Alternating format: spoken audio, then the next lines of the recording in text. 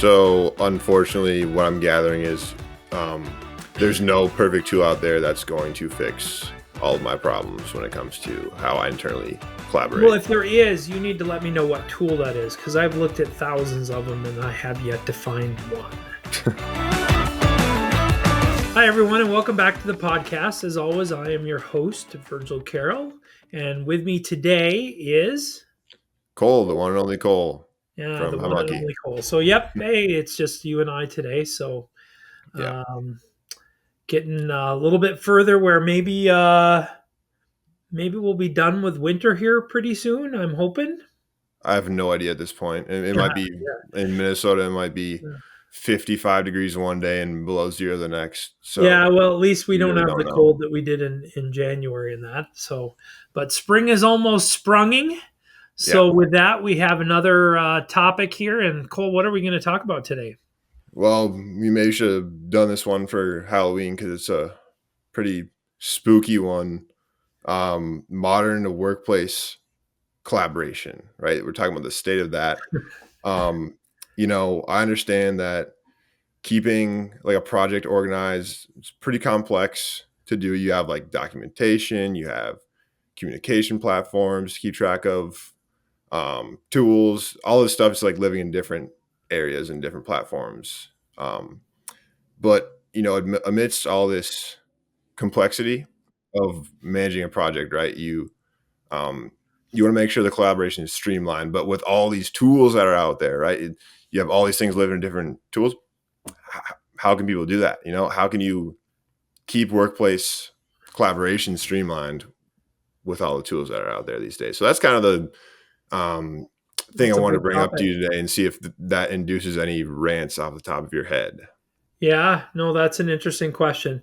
I guess first probably should start by, for all the people that listen to this about the web, you didn't mention the web, so they might be all like, oh my gosh, what are we doing? Well, a good reminder is HiMonkey also works in the collaborative space as well. But even more so, modern workplace collaboration isn't just about, kind of internal things. It's the way not only that you communicate internally, but also with your customers. And I know when we talked about this subject, we kind of talked about how, the thing of like, participating in a thread in a discussion, and how when you're participating with that thread, you answer something and then you walk away and you do something and then you come back and you see that somebody responded like 10 posts ago, and you try to answer that, and then everybody else in the post feed takes it out of context. Where that happens a lot in the workplace, it even happens more on like social media posts and that, where people are trying to have conversations and maybe even argue and fight. Oh, of course, that never happens on social media posts. Nobody argues and fights. But, if they did, they might completely lose the context, and one person is answering another, and there's this loss. And just how confusing it is. Not only from just the way you do something in one system, but also just the sheer number of tools that you need, that you can tend to have these conversations across. Yeah. So do you think this issue is more on like the tools themselves? Like, have we not found the perfect tool yet? Or is it more on people's like internal processes around managing, complex collaboration endeavors? I mean, that's easy. It's both. And I mean, you kind of can look at it, both ways, but looking at the tools, I mean, even just, earlier this week, I was talking about how, as we go through the process of rebuilding our own website, was kind of looking at new tools because our website isn't that complex, and wanted something a little bit simpler than the normal CMS.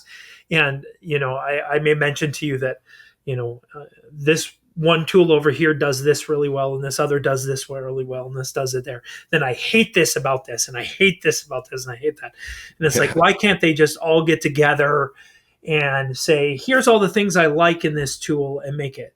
Well, it's the same with collaborative technologies. I mean, everything does something very well, but there are no technologies out there that do everything well. And part of the problem is both that they all kind of have their differentiator or something that they're trying to do to be, different than the other guy, which isn't necessarily helpful. to end users. It's more about it. But the other thing is, especially when you start talking about us purchasing this stuff and us investing in this, we tend to get really caught up in the bells and whistles that we never use. And so, you tend to be very much motivated by feature driven type activities. So all the cool things this thing can do, and it's like, oh man, we'll do that way down the road. And then you never do it. And that's part of the problem. So there are no good tools. On the other side, when you talk about people, it's just about processing. I mean, everybody's tried a million different ways. I mean, if you just look at like a standard chat or something like that, you kind of have inline where everything just kind of follows one after another. And a lot of times conversations get lost, knowledge gets lost. There's all the different problems there. And then you have, the others that do threaded. Where you're going down a thread, and again, that's really great. But sometimes the context is lost inside that thread because those threads get really long. In that, there's been a lot of different ways they've tried to do it. The reality is there is no silver bullet. There is no app that you can get out there that's going to be like that's going to meet all our needs. What it probably comes more to is the way people do things and the way they communicate and kind of having some standardization around that. So unfortunately, what I'm gathering is there's no perfect tool out there that's going to fix all of my problems when it comes to how I internally collaborate. Well, if there is, you need to let me know what tool that is, because I've looked at thousands of them and I have yet to find one in that. So, and this is getting to be such a big problem for organizations, not only internally, but the way they communicate with their customers and prospects and everything externally. Communication is so haphazard and so everywhere now. There's just not a lot of ways to be able to consolidate that down into something that you can get true meaning out of. Right, which is, kind of unfortunate, but how can people begin to like fix this mess? Because there's obviously organizations out there that do collaborate pretty efficiently, and how do you think they're managing their collaboration? How are they unifying and centralizing all this information? Is it about creating like a one source of truth? Is it about like what do you think about fixing this mess? Well, again, I think from the standpoint of internal communications, you're really looking at pick a tool and stick with it. And that's kind of part of the problem is that a lot of times what happens internally is organizations pick a tool. When you talk about communication, you have the Slacks, you have, Teams, and you have all those kind of chat apps that kind of go there. And a lot of times organizations don't really pick a tool. They let people use a lot of different tools. And so you don't really have a consistent platform that you're going through. The other thing is, and something we seem to be very afraid of is educating our people and actually helping them understand how to communicate better. I think sometimes it's because there's this general impression that if we try to educate them, we're trying to treat them like kids and that they don't understand it and that there's going to be some kind of cultural thing around that. When in reality, it's just kind of doing it. And it's why, kind of when I do education things with customers and that, I don't focus on the what to do, but why you should do that, which I think is really important from that is understanding why you should do communication in a certain way or why you should use the tool and how that's going to benefit not only you, but also the people you're communicating with in the organization you're in. External, it's actually kind of the opposite. The reality is, as an organization, if you're communicating with your customers on social media, you could be on TikTok, you could be on Facebook, you could be on X and Instagram and now Blue Sky and YouTube and all these things. You can't really pick an app and be like, okay, we're just going to be professionals at communicating with people from Instagram. Definitely from a marketing team, they may be more focused on a particular medium. I see a lot of them that, are more focused on like TikTok and Instagram as kind of a more visual medium versus, kind of X and, LinkedIn or something like that, which is more of a, less visual medium and that. But from there, there's actually the opposite side, and we even use one ourselves where you have these consolidation tools where you bring all your inboxes into one tool and you kind of manage it so that you're kind of managing it in a central location. It's not the ultimate answer. The biggest thing is what organizations really need to look at is when they're having long threaded conversations and communicating back and forth is really staying on top of that and doing it. I mean, we've all seen instances throughout, especially the last several years, with all the things that go across social media about how fast organizations can completely lose control of their message and the conversation they're trying to have with their customers, and the people in general.